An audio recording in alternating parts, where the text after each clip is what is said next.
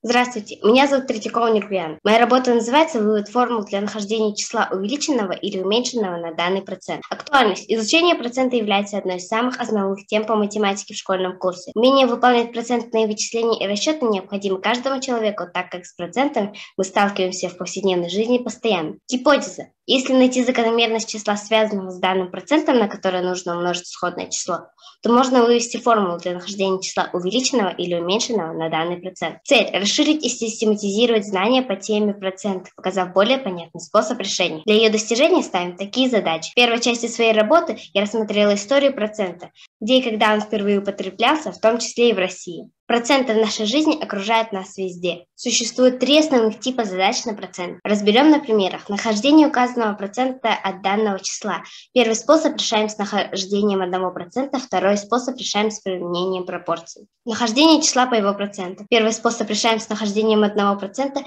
второй способ решаем с применением пропорций. Нахождение процентного отношения. Тут второй способ применения пропорций, а первый заключается в нахождении отношения двух чисел и приведении его в процент. Самое интересное заключается здесь. 0,4 в переводе на процент равняется 40%. То есть процент можно представить в виде обыкновенных и десятичных дробей. Поэтому стоит запомнить несколько простых равенств. И чтобы узнать величину процента числа, достаточно это число умножить на дробную величину процента. Значит, возвращаясь к первой задаче, 53% можно выразить в виде дроби и умножить на данное число. Эти навыки можно применять и в решении некоторых сложных задач. Например, в этой задаче нужно вычислить сумму вклада под 5% годовых. Решение вы видите на экране.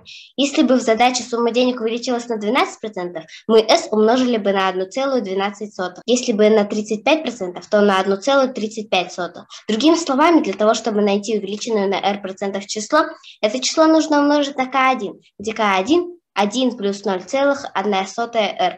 И, соответственно, если сумма денег уменьшается на r процентов, то на k2, где k2 1 минус 0,1r.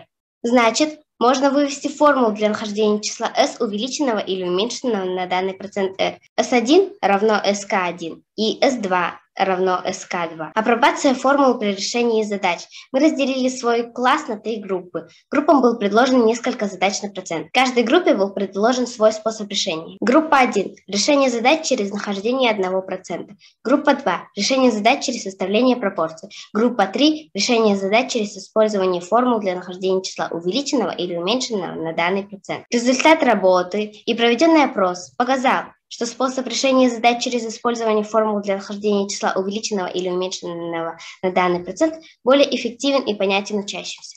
В ходе этой работы мы увидели закономерность и вывели формулу для нахождения числа увеличенного или уменьшенного на данный процент и выяснили, что его практическое применение быстрее и понятнее двух других способов. Спасибо за внимание.